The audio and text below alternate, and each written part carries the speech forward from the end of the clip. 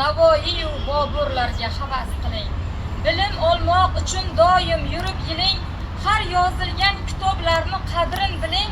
Kitob o'qib tarixingiz mag'zin biling. Assalomu alaykum hurmatli mehmonlar, aziz ustozlar hamda o'quvchilar. Kitob umr yo'llarini yorituvchi so'nmas nur.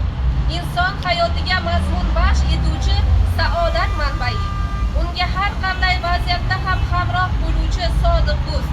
Insonning ma'naviy kamolotini ta'minlashda kitob singari kuchli qudratga ega vosita yo'q. Shu boisdan azaldan ma'rifat peshvolari, ahli donishlar butun insoniyatni kitob o'qishga, undan ilm va odob sirlarini o'rganishga chorlab kelishgan.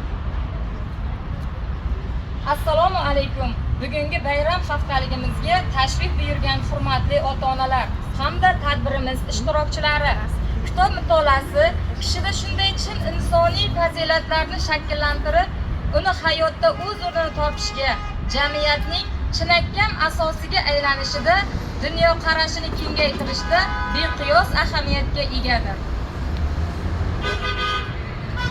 Bugungi tadbirimizni ochib berish uchun so'zni Karmana tuman axborot kutubxona markazi direktori Imom va Dilbaram Tursuntoshimaga beramiz. Marhamat.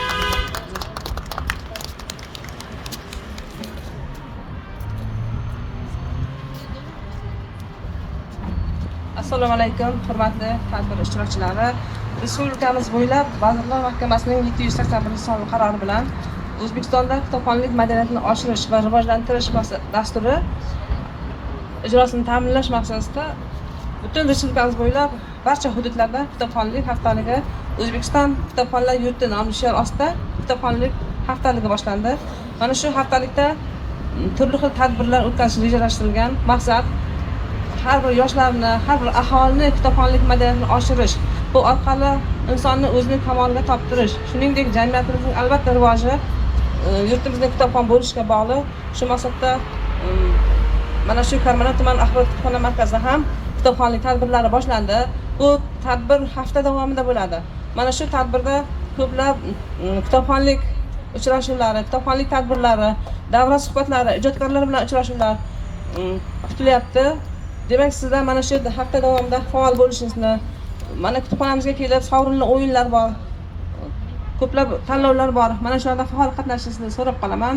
Demak, hafta davomida faol bo'lamiz. Kitobxonlik haftaligiga ko'rib turgan sizlarni xursandmiz, xush kelibsizlar.